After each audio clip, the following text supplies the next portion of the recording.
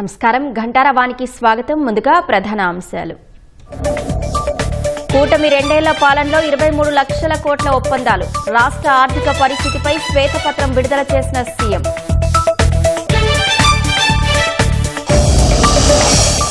Jal Jeevan machine పనుల్లో speed పెంచాలన్న Pawan. నాణ్యతను త్వరలో క్షేత్రస్థాయిలో పరిశీలిస్తానని వెల్లడి.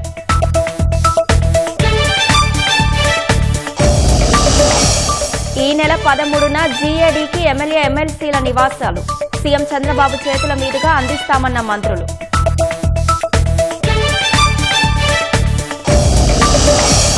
మెగా డీఎస్సీపై సీబీఐ విచారణకు హైకోర్టు నిరాకరణ. వైసీపీ ఎమ్మెల్సీ పిలుపై జోక్యం చేసుకోబోమని స్పష్టీకరణ. మద్యం కేసు నిందితుడు కిరణ్ కుమార్ రెడ్డికి రిమాండ్. గుంటూరు జిల్లా జైలుకు తరలించాలన్న ఏసీబీ కోర్టు.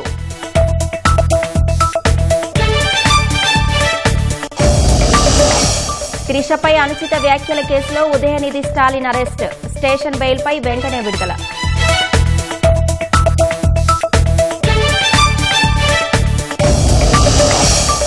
శ్రీశైలం ప్రాజెక్టుకు పోటెత్తుతున్న కృష్ణమ్మ. 100 టీఎంసీలు దాటిన నిల్వలు.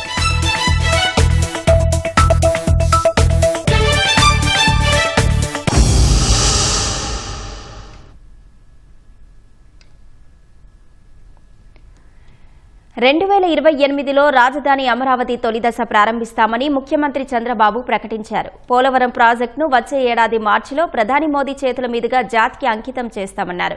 5 ఏళ్ల వైసీపీ పాలన వల్ల ఆదాయం భారీగా కోల్పోయామని వివరించారు. ఈ 2 ఏళ్లలో ఏపీ బ్రాండ్ను పునరుద్ధరించి 23 లక్షల కోట్ల ఒప్పందాలు చేసుకున్నామని ప్రకటించారు. సాంకేతికత సాయంతో చేస్తున్న పాలన కారణంగా గొడ్డలిపాటి అల్లాడిపోతోందని సీఎం ఎద్దేవా చేశారు. కూటమి ప్రభుత్వం ఏర్పడి 2 ఏళ్లు పూర్తయిన సందర్భంగా రాష్ట్ర ఆర్థిక పరిస్థితిపై సీఎం చంద్రబాబు శ్వేతపత్రం విడుదల చేశారు. రాష్ట్ర సమగ్ర సమాచారం ప్రజలకు తెలపడం ముఖ్యమని, పాలన బాగుంటే దాని ఫలితాలు ప్రజా జీవితంలో ప్రస్ఫుటమవుతాయని వెల్లడించారు. ఎన్డీఏ ప్రభుత్వం ఏర్పడ్డాక ఏపీ బ్రాండ్ పునరుద్ధరణకు చర్యలు చేపట్టామని వివరించారు. 2019 నుంచి 24 మధ్య జీఎస్డీపీ వృద్ధి రేటు 3.18% తగ్గిందని, ఫలితంగా 6.94 లక్షల కోట్ల రూపాయల నష్టం జరిగిందని సీఎం తెలిపారు. సంపద పెరిగితేనే ఉపాధి పెరుగుతుందని, జీవన ప్రమాణాలు పెంచగలిగితేనే మార్పు సాధ్యమని చంద్రబాబు చెప్పారు. సమాజంలో మార్పు తేవాలని P4 కార్యక్రమం తీసుకొచ్చామని వివరించారు. P4 కింద 2,40,000 మందికి చేయూతను అందిస్తున్నామని చెప్పుకొచ్చారు. ఇది గేమ్ చేంజర్ అవుతుందని తెలిపారు. పెట్టుబడుల ఆకర్షణకు 28 పారిశ్రామిక పాలసీలు తీసుకొచ్చామని, 23 లక్షల కోట్ల ఒప్పందాలు చేసుకున్నామని సీఎం వెల్లడించారు. దేశంలో పీపీపీ ప్రాజెక్టుల అమలులో ఏపీదే అగ్రస్థానమని స్పష్టం చేశారు. 390 ప్రాజెక్టులను పీపీపీ కింద చేపడుతున్నామన్న సీఎం వైసీపీ అధినేత జగన్ పై పరోక్షంగా సెటైర్లు వేశారు. పీపీపీలో ప్రాజెక్టులు వద్దని చెబుతున్న కొందరు భోగాపురం మాత్రం తామే చేశామని చెప్పుకుంటున్నారని ఎద్దేవా చేశారు. 390 ప్రాజెక్టుని పీపీపీ కింద పెట్టుకున్నాం. 1,78,000 కోట్ల రూపాయలు. మనం highest in the country Tamil Nadu. దీనివల్ల ownership and control remains with government. It is a time period. ఇన్నేళ్లు ఇస్తాం, సమర్థవంతంగా మళ్ళీ తిరిగి మాకు ఇచ్చేసామని చెప్పి దానివల్ల ఆదాయం కూడా పెరుగుతుంది. Reduced financial burden on government. ఏది పెట్టినా కూడా దీనివల్ల ఇంకా ఇంప్రూవ్డ్ వర్షన్ వస్తుంది తప్ప ఎవరికి ఎక్కడ ఇబ్బందులు ఉండవు. ఆ విషయం అందరూ గుర్తుపెట్టుకోవాల్సిన అవసరం ఉంది. కొంతమంది ఇక్కడ పీపీపీ వద్దంటారు, భోగాపురం మాది అంటారు. భోగాపురం ఏంటి? పీపీపీ కదా. అంటే అర్థం కాకుండా అక్కడ అందరూ బాగుందంటే మాది, ఇక్కడికి వస్తే ఏది రాకూడదు కాబట్టి పీపీపీ వద్దు. ఆర్టీజీఎస్ నుంచి సీసీటీవీల ద్వారా అన్నింటినీ మానిటర్ చేస్తున్నామని సీఎం తెలిపారు. నేరాలు చేయడం అలవాటైన గొడ్డలి పార్టీ సాంకేతికత వినియోగం వల్ల అల్లాడిపోతోందన్నారు. గొడ్డలి పార్టీ దేనికి దొరికిపోతున్నారు అడ్డంగా. వీళ్ళు చేసే నేరాలు, ఘోరాలు, అకృత్యాలు అన్నీ కూడా సీసీటీవీ కెమెరాలు వచ్చేస్తున్నాయి, డ్రోన్స్ ద్వారా వచ్చేస్తున్నాయి. Nobody can escape. Law and order nobody can breach. ఆ స్టేజ్ తీసుకొస్తున్నాం. అందుకే రియల్ టైమ్ గవర్నెన్స్ 4.0. దీంతో మీకు రాబోయే రోజుల్లో ఎవరైనా ఇష్టం లేని వాళ్ళు రాజకీయంతోనో కులంతోనో మతంతోనో వ్యతిరేకిస్తే తప్ప not with performance. I'm very clear on that. Amaravati self finance project అని ముఖ్యమంత్రి పునరుద్ఘాటించారు. అమరావతిని టెక్నాలజీ హబ్ గా తీర్చిదిద్దుతామని స్పష్టం చేశారు. 2028లో అమరావతి తొలిదశ ప్రారంభిస్తామని సీఎం ప్రకటించారు. పోలవరం ప్రాజెక్టు ఏపీకి లైఫ్ లైన్ అని ఉద్ఘాటించారు. వచ్చే ఏడాది మార్చిలో ప్రధాని చేతుల మీదుగా ఈ ప్రాజెక్టును ప్రారంభిస్తామన్నారు. ఒక పక్క నిన్న కూడా పీఎం గారికి చెప్పాను, 28లో అమరావతి ఫేజ్ 1 స్టార్ట్ చేస్తున్నాం. No choice. Number 2, Polavaram irrigation project life line, జీవనాడి. దీంతో చాలా సమస్యలు పరిష్కారం అవుతాయి. ఫేజ్ 1 అన్ని పనులు పూర్తి చేసి రీహాబిలిటేషన్ ఇచ్చేసి by March project will be ready. ప్రధానమంత్రి గారి చేతుల ద్వారానే ఇనాగరేట్ చేస్తాం, అనౌన్స్ చేశాం. It is a game changer. Next, ఈ ప్రాజెక్టు వల్ల బెనిఫిట్ రాయలసీమకు దగ్గర 200 టీఎంసీ నీళ్లు గోదావరి, కృష్ణా అండ్ పెన్నా కనెక్ట్ చేస్తే మనం నీళ్లు ఇచ్చే పరిస్థితి వస్తుంది. ఉత్తరాంధ్ర సుజల స్రవంతి 63 టీఎంసీ నీళ్లు తీసుకెళ్తాం. ఈ సంవత్సరమే ఈ నెలలోనే అనకాపల్లి వరకు నీళ్లు ఇవ్వాలనుకున్నాం. ఈరోజు రేపు రివ్యూ చేసుకొని will decide the date. Uttarandhra అభివృద్ధిని వైసీపీ హయాంలో వదిలేశారని సీఎం ఆరోపించారు. కానీ తాము అభివృద్ధి చేసి చూపిస్తున్నామని వివరించారు. డేటా సెంటర్ గురించి తెలియకుండా మాట్లాడుతున్నారని చెప్పారు. కొన్ని ప్రాంతాలు అభివృద్ధి కావు అని వదిలేశారు. ఉత్తరాంధ్ర, విశాఖ దాటితే అభివృద్ధి కాదనేది స్లోగన్. ఇప్పుడు అది లేదు. ఎక్కడైతే Bhogapuram airport 1 hour journey for every place, Bhogapuram నుంచి అక్కడ అన్ని ఇండస్ట్రీస్ అన్నీ వస్తాయి. మూలపేట పోర్ట్ వస్తుంది, ఇండస్ట్రీస్ వస్తాయి, అక్కడ ఒక ఎయిర్పోర్ట్ వస్తుంది. ఇటు Anakapalli, Arcelor Mittal, biggest steel city is coming. 1 more port is coming. Data centre, 4-5 data సెంటర్లు వస్తున్నాయి. కొంతమంది కావాలని డేటా సెంటర్ గురించి కూడా మాట్లాడుతున్నారు. ఏది రాకూడదు. నేను ఒకప్పుడు హైటెక్ సిటీ మాట్లాడితే ఇదే మరిగా మాట్లాడారు. నేను ఆ రోజు టవర్స్ గురించి మాట్లాడితే, టెలిఫోన్ టవర్స్ గురించి మాట్లాడితే అపోజ్ చేశారు. క్యాన్సర్ వస్తుందని మాట్లాడారు. నేను ఆ రోజు ఆ టవర్స్ వచ్చినప్పుడు ఫస్ట్ నేను గవర్నమెంట్ బిల్డింగ్స్ పై పెట్టుకున్న ఆఫర్ ఇచ్చా. నా 30 ఏళ్ళు ఎవరి క్యాన్సర్ రాలేదు, అది కాసే కాదని ఇప్పుడు పరిస్థితికి వచ్చింది. అంటే వీళ్ళ స్వార్థం కోసం కొంతమందిని రెచ్చగొట్టి మిస్లీడ్ చేయడం, మిస్గైడ్ చేయడం. మాకెందుకు స్టీల్ ప్లాంట్, మాకెందుకు డేటా సెంటర్, మాకెందుకు ఏది వద్దు, ఏం చేయాలి అంటే పేదలు కొంత బాధపడతామా? కాలిఫోర్నియా రాలేదా, అమెరికాలో రాలేదా, చైనాలో రాలేదా? Why not India? ఈ విషయాలు మనం గుర్తుపెట్టుకోవాలి.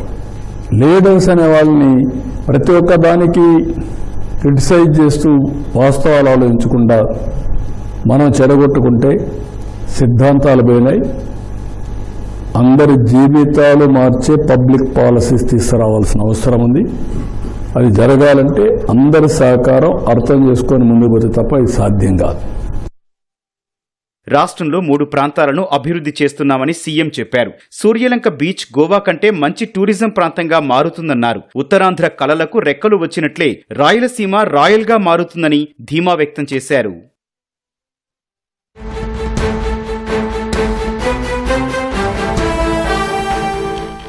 మద్యం కుంభకోణం కేసులో 9వ నిందితుడు ఈశ్వర్ కిరణ్ కుమార్ రెడ్డికి విజయవాడలోని ఏసీబీ కోర్టు ఈ నెల 18 వరకు రిమాండ్ విధించింది. రిపోర్టులో సిట్ కీలక అంశాలు ప్రస్తావించింది. మరింత సమాచారం మా ప్రతినిధి శ్రీనివాస్ మోహన్ అడిగి తెలుసుకుందాం. శ్రీనివాస్ మోహన్, ఈశ్వర్ కిరణ్ కుమార్ రెడ్డి రిమాండ్ రిపోర్టులో సిట్ ఏ అంశాలు ప్రస్తావించింది? అశ్విని, ఈ మద్యం కుంభకోణం కేసులో 9వ నిందితుడిగా అరెస్ట్ అయినటువంటి టూకేకుల ఈశ్వర్ కిరణ్ రెడ్డిని ఈ రోజు కోర్టులో హాజరుపరచడం జరిగింది. ఈ కోర్టు ఈ నెల 18వ తేదీ వరకు రిమాండ్ విధిస్తూ గుంటూరు జిల్లా జైలుకు తరలించడం జరిగింది. ఈ సిట్ న్యాయస్థానం ముందు సమర్పించినటువంటి రిమాండ్ రిపోర్ట్ లో కీలక అంశాలను అయితే ప్రస్తావించడం జరిగింది.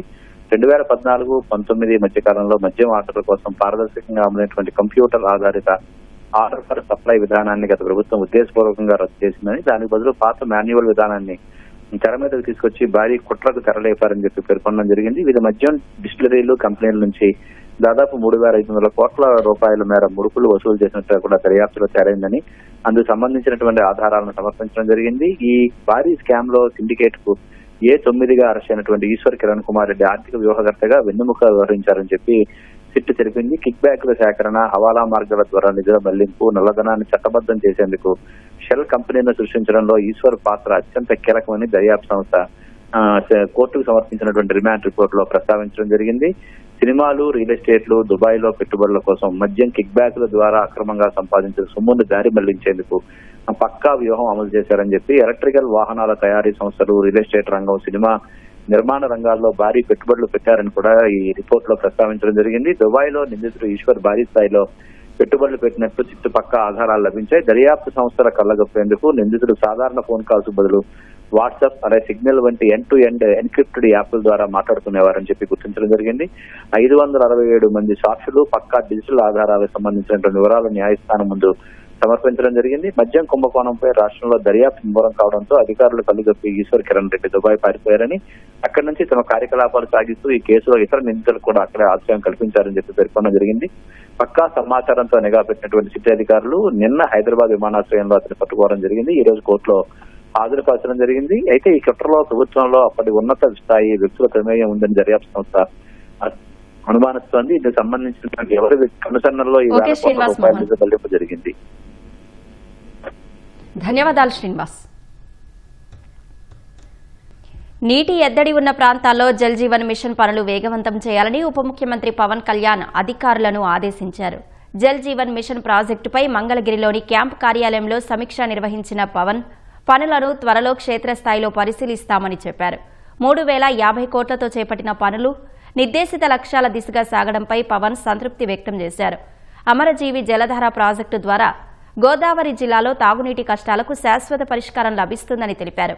ఉమ్మడి తూర్పు గోదావరి జిల్లాలో 1,650 కోట్లతో చేపట్టిన మెగా వాటర్ గ్రిడ్ పనుల్లో 2 ఇంటేక్ వెల్స్, యాక్సెస్ బ్రిడ్జిల నిర్మాణం పురోగతిలో ఉన్నాయని అధికారులు వివరించారు. 182 కిలోమీటర్ల మేర పైప్ లైన్ పూర్తయిందన్నారు.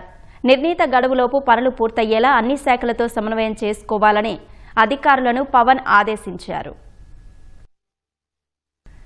రాజధానిలో ఎమ్మెల్యే, ఎమ్మెల్సీల నివాస సముదాయాలను ఈ నెల 13న సీఎం చంద్రబాబు చేతుల మీదుగా సాధారణ పరిపాలనా శాఖకు అప్పగించనున్నట్లు మంత్రి అనగాని సత్యప్రసాద్ వెల్లడించారు. అమరావతిలో నిర్మాణ పనులను సహచర మంత్రులు నారాయణ, సవితతో కలిసి పరిశీలించారు. ఐకానిక్ టవర్స్, మంత్రుల బంగ్లాలు, ఎమ్మెల్యే, ఎమ్మెల్సీ క్వార్టర్స్ పనుల పురోగతిని వారికి నారాయణ వివరించారు.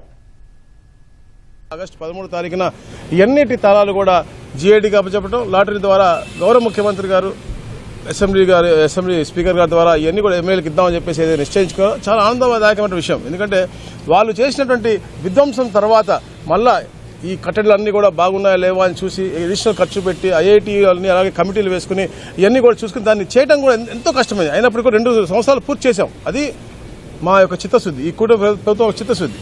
నివాసం అంటే నివాస యోగ్యం అని కాదు, ఫ్యామిలీతో పాటు ఉండి వచ్చినటువంటి కార్యకర్తలను చూసుకుని రిసీవ్ చేసుకునే విధంగా ఒక ఆఫీస్ అవ్వచ్చు. అలాగే క్లబ్ హౌస్ కూడా అద్భుతంగా 68,000 స్క్వేర్ ఫీట్తో అందరూ ఉపయోగించినది. ఆహ్లాదకరమైన వాతావరణం క్రియేట్ చేయాలని, అలా స్కూళ్ళు, ఆసుపత్రులు, అట్లా కావాల్సిన అన్ని ఎమ్యూనిటీస్ కూడా, అలాగే మన టవర్స్ ముందు కూడా ఎమ్యూనిటీ సెంటర్స్ కూడా, అట్లా ఇక్కడికి వస్తే ఎక్కడికి వెళ్లాల్సిన అవసరం లేకుండా ఇక్కడే మొత్తం ఎకో సిస్టమ్ ఉండి, అలాగే ఏదైతే సర్వీసెస్ ఇవ్వాలో గవర్నమెంట్ సర్వీసెస్ అవ్వచ్చు, ముఖ్యమంత్రి గారి ఆఫీస్ అవ్వచ్చు, అలాగే హెచ్ఓడీస్ కూడా. ఇప్పుడు మనం ఉన్నాం, ఇప్పుడు అక్కడ సెక్రటరీ ఉంటే హెచ్ఓడీస్ విజయవాడలో ఉన్నారు, లేదా గుంటూరు వెళ్ళే ప్రాంతంలో ఉన్నారు. అలా కాకుండా అన్నీ కూడా ఒకే బిల్డింగ్లో వచ్చే విధంగా ఈ అద్భుతమైన ఐడియాతో ముందుకెళ్తా ఉన్నారు. మేము ఖచ్చితంగా కూటమి ప్రభుత్వం అధికారంలోకి వస్తాం, ఖచ్చితంగా రాజధాని అమరావతి పనులు పూర్తి చేస్తామన్న విషయం ఆ రోజు మాట చెప్పాం. ఈ రోజు మాట నిలబెట్టుకుంటున్న ప్రభుత్వం మరి కూటమి ప్రభుత్వం అన్న విషయం కూడా తెలియజేస్తున్నాం. ఈ రోజు చూస్తున్నాం, సుమారుగా 33,000 మంది కార్మికులతో మరి వేలాది హిటాచీలు కేంద్రంతోనూ ఎక్కడికక్కడ పనులు మరి డే అండ్ నైట్ పనులు చేయిస్తున్నాం. ఇది కూటమి ప్రభుత్వానికి ఉన్న చిత్తశుద్ధి అన్న విషయం తెలియజేస్తున్నాం. మెగా డిఎస్సీ 2025పై సీబీఐ విచారణ జరిపించాలంటూ హైకోర్టులో పిల్ వేసిన వైసీపీ ఎమ్మెల్సీ పర్వతరెడ్డి చంద్రశేఖర్ రెడ్డికి ఎదురుదెబ్బ తగిలింది. వైసీపీ ఎమ్మెల్సీ వేసిన ప్రజా ప్రయోజన వ్యాజ్యంపై జోక్యానికి హైకోర్టు నిరాకరించింది. స్పోర్ట్స్ కోటా వల్ల నష్టపోయిన అభ్యర్థులు నేరుగా కోర్టుకు ఎందుకు హాజరు కావడం లేదని న్యాయస్థానం ప్రశ్నించింది. బాధిత అభ్యర్థులు నేరుగా కోర్టును ఆశ్రయించేందుకు భయపడుతున్నారనే వాదనతో ఏకీభవించలేమని ధర్మాసనం స్పష్టం చేసింది. మెగా డిఎస్సి నోటిఫికేషన్ నియామకాలను సవాల్ చేస్తూ ఇప్పటి వరకు 335 పిటిషన్లు దాఖలయ్యాయని గుర్తు చేసింది. ప్రజా ప్రయోజన వ్యాజ్యం చాలా విలువైనదని, దానిని రాజకీయ ప్రయోజనాల కోసం వినియోగించడానికి అనుమతిస్తే ఉద్దేశం దెబ్బతింటుందని వ్యాఖ్యానించింది. పిల్పై వాదనలు కొనసాగిస్తారా, ఉపసంహరించుకుంటారా అని హైకోర్టు ప్రశ్నించింది. పిటిషనర్ నుంచి ఇన్స్ట్రక్షన్స్ తీసుకొని తమ ముందుకు రావాలని పిటిషనర్ తరపు న్యాయవాదికి హైకోర్టు సూచించింది.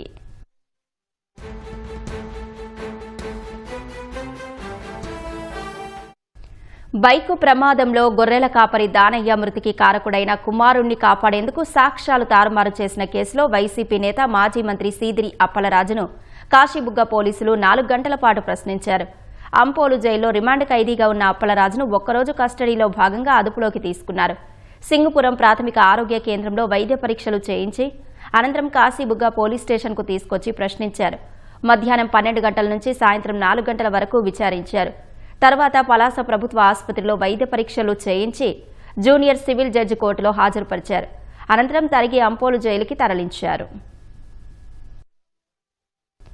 వైసీపీకి బూతుల వెపన్లా పనిచేసిన బోరుగడ్డ అనిల్కు ఆ పార్టీ కార్యాలయంలో ఎంట్రీ దొరక్కపోవడం చర్చనీయాంశమైంది. జగన్ను కలిసేందుకు అవకాశం ఇవ్వాలంటూ బోరుగడ్డ అనిల్ తన భార్యతో కలిసి తాడేపల్లిలోని వైసీపీ కేంద్ర కార్యాలయం వద్ద నిరసనకు దిగారు. వైసీపీ కోసం 9 నెలలు జైల్లో ఉన్నానని వివరించారు. న్యాయ సహాయం అందిస్తామని చెప్పి పార్టీ కార్యాలయానికి పిలిపించిన సజ్జల రామకృష్ణారెడ్డి ఆఫీస్కు వచ్చాక తానెవరో తెలియదన్నట్లు మాట్లాడారని బోరుమన్నారు. సజ్జల ఏమంటాడు, జగన్మోహన్ రెడ్డి గారు ఉన్నప్పుడేమో నువ్వు నా బిడ్డలాంటివి, నువ్వు పార్టీకి చెందిన పెద్ద సెట్, నీకు ఎందుకమ్మా అని చెప్పి వాటర్ బాటిల్ ముద్దేసి ఇచ్చి కాఫీ చేతిలోకి ఇచ్చినాడు. మొన్న 20 రోజుల నాడు పిలిచాడు, సల్లామదు ఫోన్ చేశాడు, వచ్చిన అడ్వకేట్స్ ని పెడతామా నీల్ నువ్వు రామ్మా అంటే కలసం జరిగింది. ఇక్కడ ఆపారు, పైకి పోయినా పైన ఉన్నాడు, నన్ను చూశాడు, కూర్చోమ్మా 2 నిమిషాలు అన్నాడు. గంట అయింది, 2 గంటలైంది, 3 గంటలైంది, 3:30 గంటలైంది. అన్న అని విశ్వాసమని పోయినా పోతే ఎదురు వచ్చి ఎవరు నువ్వు అన్నాడు. ఎవరబ్బా నువ్వు, ఎవరు అన్నాడు. నేను ఇడిగా మైండ్ పోయిందేమో అనుకున్నా. అన్నా నేనే నా బోర్గాడ్ అనిల్ అన్నా అంటే లేదు గుర్తుపట్టలే, నువ్వు గుర్తుపట్టలే నన్ను, నువ్వు రమ్మంటేనే నేను పార్టీ హౌస్కి వచ్చింది, నువ్వు ఎవరిని అడ్వకేట్ పెడతానంటేనే వచ్చింది. నేను వచ్చా, మళ్ళీ 40 నిమిషాలు కూర్చోబెట్టాడు, 4:30 గంటలు కూర్చున్నాక లోపలికి పిలిచిండు. ఎవరిని రానివద్దు అన్నాడు. ఎందుకు వచ్చినావు అమ్మా అన్నాడు. పార్టీ హౌస్ లో నీకేం పని అన్నాడు. పార్టీ హౌస్ కు నువ్వు 20 నుంచి రావద్దని చెప్పిండు. అడ్వకేట్స్ కూడా నీకు పెట్టలేమని చెప్పిండు.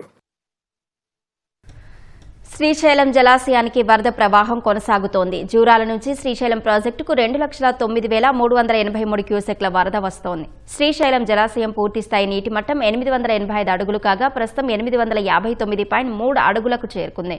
నీటి నిల్వ సామర్థ్యం 215.8 టీఎంసీలు కాగా ప్రస్తుతం 103.8 టీఎంసీల నీరు ఉంది. రాష్ట్రంలో వర్షాలు కురవకపోయినా ఎగువనున్న కర్ణాటకలో వానలు కురవడంతో ఆల్మట్టి, నారాయణపూర్, తుంగభద్ర జలాశయాలు నిండాయి. ఫలితంగా శ్రీశైలానికి వరద వస్తోంది. సినీ నటి త్రిషపై అనుచిత వ్యాఖ్యల ఆరోపణలపై అరెస్ట్ అయిన తమిళనాడు ప్రతిపక్ష నేత ఉదయనిధి స్టాలిన్ విడుదల కానున్నారు.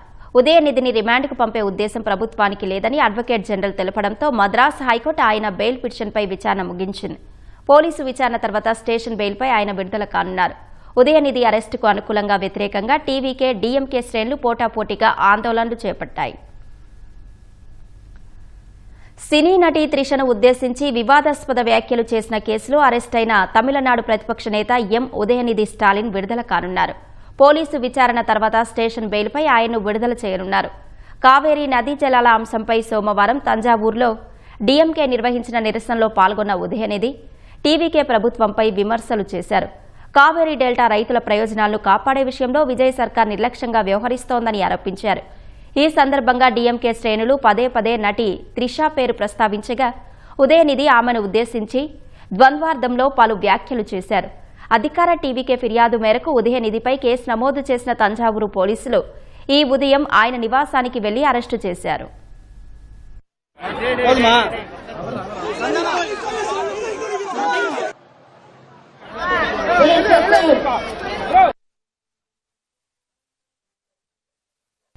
ఉదయనిధి అరెస్టును వ్యతిరేకిస్తూ డీఎంకే కార్యకర్తలు తమిళనాడు వ్యాప్తంగా ఆందోళనలు చేపట్టారు. పలు ప్రాంతాల్లో జనజీవనం స్తంభించిపోయింది. కరూరు, సలెం, మదురై, తంజావూరులో రహదారులపై బైఠాయించి ప్రభుత్వానికి వ్యతిరేకంగా నినాదాలు చేశారు. తంజావూరులో సీఎం విజయ్ దిష్టిబొమ్మను దహనం చేశారు.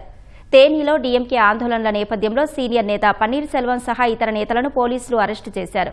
అటు ఉదయనిధి వ్యాఖ్యలను తీవ్రంగా వ్యతిరేకిస్తూ టీవీకే శ్రేణులు కూడా ఆందోళనలు చేపట్టాయి.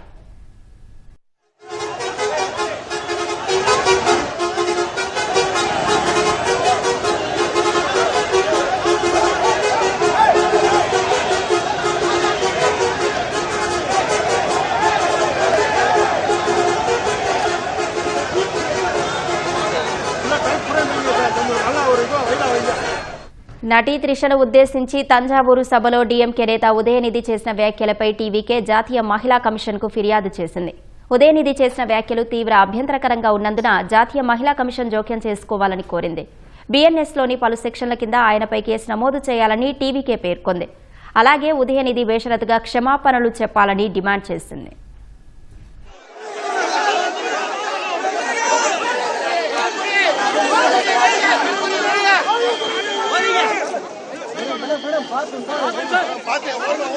எதுக்கு பேசணும்? அதனால நம்மளோட ஆர்ப்பாட்டம் வெற்றி அடைஞ்சது. எல்லாரும் பத்திரமா வீட்டுக்கு போங்க.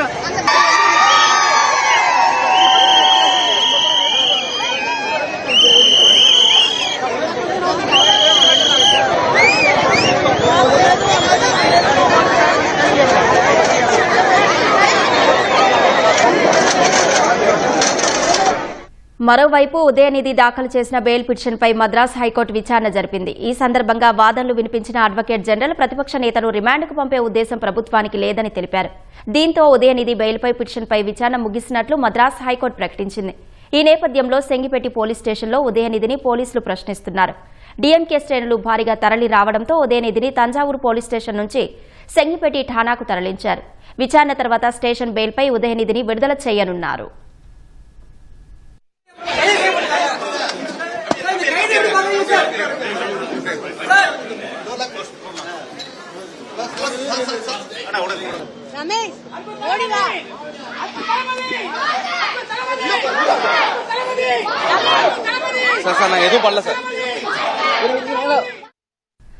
లోక్సభలో ఇవాళ కూడా వాయిదాల పర్వం కొనసాగింది. విపక్షాల ఆందోళన మధ్య 2 బిల్లులకు ఆమోదం తెలిపింది. ఉదయం 11 గంటలకు లోక్సభ సమావేశం కాగానే విపక్ష ఎంపీలు వెల్లోకి దూసుకెళ్లి ఆందోళనకు దిగారు. జూలై 20న విద్యార్థులపై జరిగిన దాడికి కేంద్ర హోంమంత్రి సమాధానం చెప్పాలని డిమాండ్ చేశారు. ప్రభుత్వానికి వ్యతిరేకంగా నినాదాలు చేస్తూ ప్రశ్నోత్తరాలను అడ్డుకున్నారు. సభా కార్యకలాపాలను సజావుగా సాగనివ్వాలని స్పీకర్ విజ్ఞప్తి చేసినా విపక్ష ఎంపీలు శాంతించలేదు. సభలో గందరగోళం నెలకొనడంతో స్పీకర్ ఓం బిర్లా సభను మధ్యాహ్నం 2 గంటల వరకు వాయిదా వేశారు. ఆ తర్వాత తిరిగి సమావేశమైన లోక్సభ విపక్ష ఎంపీల ఆందోళన మధ్య 2 బిల్లులను ఆమోదించింది. ట్యాక్సేషన్ ఇతర చట్టాల సవరణ బిల్లు, అప్రప్రియేషన్ బిల్లును కేంద్ర ఆర్థిక మంత్రి నిర్మలా సీతారామన్ ప్రవేశపెట్టగా విపక్షాల నినాదాల మధ్య మూజువాని ఓటుతో ఆమోదం తెలిపింది. అనంతరం లోక్సభ రేపటికి వాయిదా పడింది. ఎయిర్ ఇండియా విమానానికి త్రుటిలో పెను ప్రమాదం తప్పింది. గాల్లో ఉన్న విమానం అకస్మాత్తుగా తీవ్ర కుదుపులకు లోనైంది. దీంతో 10 మంది ప్రయాణికులు, 4 సిబ్బంది గాయపడ్డారు. విమానం ఒక్కసారిగా 300 అడుగుల కిందకు పడిపోవడంతో ప్రయాణికుల తలలు పైకప్పుకు తగిలి గాయాలయ్యాయి. అప్రమత్తమైన పైలట్ విమానాన్ని సురక్షితంగా ఢిల్లీ ఎయిర్పోర్ట్లో ల్యాండ్ చేశారు. ఫుకెట్ నుంచి ఢిల్లీకి బయలుదేరిన విమానం భారీ గాలులకు సుమారు 300 అడుగుల కిందకు పడిపోయింది. ఈ సమయంలో విమానంలో తీవ్ర కుదుపులు చోటు చేసుకున్నాయి. ఢిల్లీలో విమానం ల్యాండ్ అవ్వగానే అక్కడ సిద్ధంగా ఉన్న వైద్య సిబ్బంది బాధితులను ఆసుపత్రికి తరలించారు. గాయపడిన వారికి తగిన చికిత్స అందిస్తున్నామని, ప్రయాణికులందరూ సురక్షితంగా ఉన్నారని ఎయిర్ ఇండియా వెల్లడించింది. ఘటనపై directorate general of civil aviation DGCA చేపట్టిన దర్యాప్తునకు సహకరిస్తున్నట్లు ఎయిర్ ఇండియా తెలిపింది.